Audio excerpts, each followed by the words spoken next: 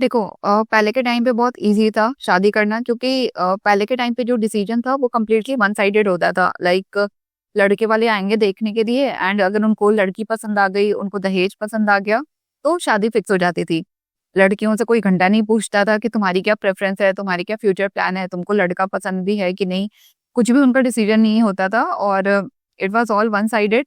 तो शादियां बहुत जल्दी हो जाती थी, और इतना ज्यादा ना आज के टाइम पे जो प्रॉब्लम्स है वैसा कुछ रहता नहीं था। अभी दिक्कत क्या आ रही है दैट ये जो डिसीजन है ये अब दोनों के हाथ में चला गया है। So the girl, if the girl is working, तो she is coming with her own expectations, उसकी अपनी प्रेफरेंसेस हैं। She has expectations from a marriage life. तो अभी के टाइम पे दिक्कतें आ रही हैं।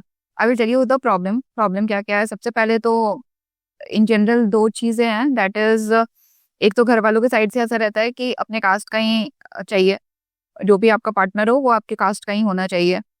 And I totally respect there thinking. उनका जो भी ये क्राइटेरिया उन लोगों ने बना के रखा है, उनकी जो थिंकिंग है कुछ वजह रही होगी तभी है। सो आई रिस्पेक्ट दैट, वो अपनी जगह बिल्कुल सही है। तो ये एक प्रॉब्लम है कि अगर आपको आपका पार्टनर ढूंढना है तो वो सबसे पहले आपके कास्ट का होना चाहिए, तो काफी मतलब ऑप्शंस कम हो जाते हैं। दूसरी चीज है दैट आई नो चीजें बहुत बदल गई हैं। आज से 5 साल पहले, 10 साल पहले जैसी चीजें थी उसके कंपैरिजन में it's way better. But the thing is कि दहेज आज भी है। Exceptions are always there, but दहेज आज भी है। अगर जो एजुकेटेड फैमिली है वो इनडायरेक्ट दहेज मांग रही है, बहुत ही डिसेंट, पॉलिश और सोफेस्टिकेटेड वे में दहेज मांग रही है। लाइक दे विल से कि नहीं नहीं, हमें दहेज में तो 1 रुपया भी नहीं चाहिए, पर शादी का पूरा खर्चा आपको उठाना है। आप और शादी कहाँ से होगी ये भी हम बताएंगे। लाइक ये वाला रिसोर्ट है, आपको ये रिसोर्ट बुक करो। जो भी बाराती आएंगे उनकी खातिरदारी बहुत अच्छे से होनी चाहिए आपको। आ, मतलब जो भी बाराती आएंगे उनको ये चीज गिफ्ट में देना है, तो वो सारी चीजें लिस्ट में देते हैं करके। एंड इट्स लाइक कि वही मैंने बोला ना कि इनडायरेक्ट तरीका है बस दहेज मांगने का। और फिर उस वक्त ऐसा रहता है कि यार व्हाई शुड आई पे the price for being a girl. अगर शादी हो रही है तो दोनों की हो रही है ना, लड़का की और लड़का की, लड़की की, दोनों की हो रही है, तो फिर जो भी खर्चे हैं वो आपस में डिवाइड करो। व्हाई आर यू एक्सपेक्टिंग कि सिर्फ लड़की वाला ही उस चीज को वो खर्चे उठाए।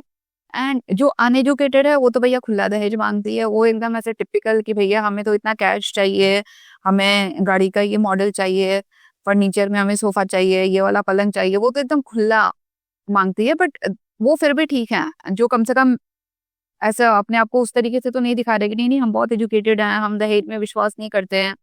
बट ये जो घटिया तरीके से दहेज मांग रहे हैं ना, उससे लाख गुना बेटर है वो वाले लोग जो मुंह खोल के बोल रहे हैं कि हमें दहेज चाहिए, हमें ऐसा ऐसा चाहिए।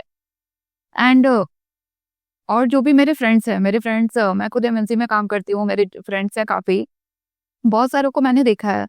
क्योंकि देखो we are good friends, colleagues हैं, तो पता है कि उनके घर की कंडीशन क्या है, उनकी कितनी सेविंग्स है, एक आइडिया है मेरे को कि कैसा है क्या है उनके घर का। और जब तक ऐसे तो उनके पास ना तो पैसा रहेगा ना सेविंग्स रहेगी। जैसे ही शादी ठीक होती है ना, बिल्कुल 10-12 लाख की कार आ जाएगी उनके पास। कहाँ से आ गई एकदम से। हाँ, कल तक तो तुम्हारे पास मतलब इतने पैसे थे ही नहीं, तुम छोटी छोटी चीजों के लिए भी ऐसा बोल रहे थे कि अरे यार मैंने इधर इन्वेस्ट कर दिया, इस चीज में पैसे लगा दिए हैं, तो अभी तो पैसों की कड़की चल रही है। फिर एकदम से शादी ठीक होती है तो कहाँ से आ जाते हैं इतने महंगे गिफ्ट्स, या फिर एकदम से आपका कहाँ से बजट हो जाता है कार लेने का, ये सारी चीजें। तो दहेज है वो एक चीज तो आप मान के ही चलो। And the best what can be done seeing all this, सबसे पहली चीज कि शादी का डिसीजन आप खुद लो। Do not give it to your parents. अपने पेरेंट्स को मैं देखती हूँ मैट्रिमोनी ऐप पे पेरेंट्स प्रोफाइल बना के बैठे हैं। भैया वो अपने, उनको पता ही नहीं है कि उनके बच्चों को क्या चाहिए, वो अपनी एक्सपेक्टेशन लिख रहे हैं। वो पूरा उधर अपना लिखे हुए हैं कि लड़की जॉब भी करे, लड़की घर परिवार को भी बांध के चले, एकदम ऐसा। तो ठीक है, ये उनकी एक्सपेक्टेशन है। What you can do that, आप पहले तो अपना लिस्ट बना के रखो। You must be very clear कि आपकी एक्सपेक्टेशन क्या है पार्टनर से, आपकी एक्सपेक्टेशन क्या है मैरिड लाइफ से। वो आपको बहुत क्लियर होनी चाहिए।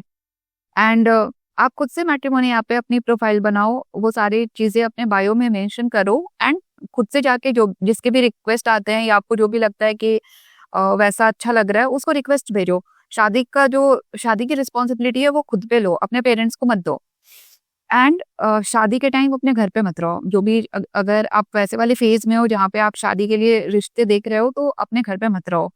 प्रॉब्लम क्या है ना, दैट घर वाले, चलो मैक्सिमम 4 से 5 रिश्ते आप रिजेक्ट कर दो, घर वाले सह लेंगे। जहाँ उससे ज़्यादा हुआ ना, वहाँ घर वालों से ही टॉन्ट मिलने लगेगा। वही बोलेंगे कि भाई इतना क्या पढ़े लिख गए हो, इतना क्या मॉडर्न बन गए हो कि कोई पसंद ही नहीं आ रहा है, एकदम जा के आप रिजेक्ट कर रहे हो। तो घर के साइड से बहुत गंदा वाला प्रेशर हो जाएगा। इसलिए आप या तो दूसरी सिटी में रहो उस टाइम तक, एंड या फिर दूसरे घर में शिफ्ट हो जाओ। But all I am saying is कि अपने पेरेंट्स से दूर रहो उस वक्त, क्योंकि वो प्रेशर होगा ही, आप ज्यादा रिजेक्ट ही नहीं कर पाओगे। 5 से 6 के बाद तो आपको खुद वो ऐसा गिल्टी फील करवाएंगे ना, दैट प्रॉब्लम होगी। सो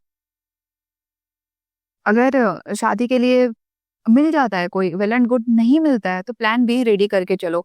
लेट्स से अगर आपने प्लान किया कि मुझे 2027 तक देखनी है शादी के लिए, कोई मिल जाता है अच्छी बात है, नहीं मिलता है तो आपका प्लान बी क्या है? Why I am saying you to make a plan B, क्योंकि अगर प्लान बी नहीं रहेगा तो फिर आप जाके कॉम्प्रोमाइज करोगे। फिर कैसा होगा कि यू विल बी लाइक यार अभी एज निकल गई, टाइम नहीं है, तो किसी से भी जाके शादी करनी है। और बहुत बार ऐसा ही होता है, मतलब क्योंकि उनके पास प्लान बी रेडी ही नहीं है। उन्होंने कभी ये वाली चीज सोची ही नहीं रहती है कि मान लो कि अगर अभी हम बहुत ज्यादा चूजी बन रहे हैं कि नहीं नहीं हमें तो ये क्राइटेरिया चाहिए, एकदम ऐसा हो वैसा हो, फिर ऐसा ना हो कि जब एज निकल जाएगी और आप फोमो में जाके किसी से भी शादी कर ले रहे हो। That is why be very clear कि अगर इस एज तक या इस टाइम लिमिट तक शादी नहीं होती है तो आपका प्लान बी क्या है। शादी नहीं करोगे तो उसके भी प्रो एंड कॉन्स हैं। ऐसा नहीं है कि जो जिनकी शादी नहीं हुई उनकी लाइफ में कोई दिक्कतें नहीं है, तब अलग टाइप के चैलेंजेस हैं, अलग टाइप की दिक्कतें हैं। तो उसके लिए भी प्रिपेयर रहो, उसके लिए भी आपके पास प्लान होना चाहिए कि अगर शादी नहीं हुई तो ये दिक्कतें होंगी, ये चैलेंजेस हैं जो मेरे को फेस करना होगा, and am I ready for it. तो जब इन सारी चीजों को लेके अगर आप क्लियर होगे ना, तो आप परफेक्टली डिसीजन ले सकते हो। कोई भी डिसीजन आप आउट ऑफ फोमो नहीं लोगे, आउट ऑफ प्रेशर नहीं लोगे। सो या I mean that's the best advice that I can share with you. All the best, thank you.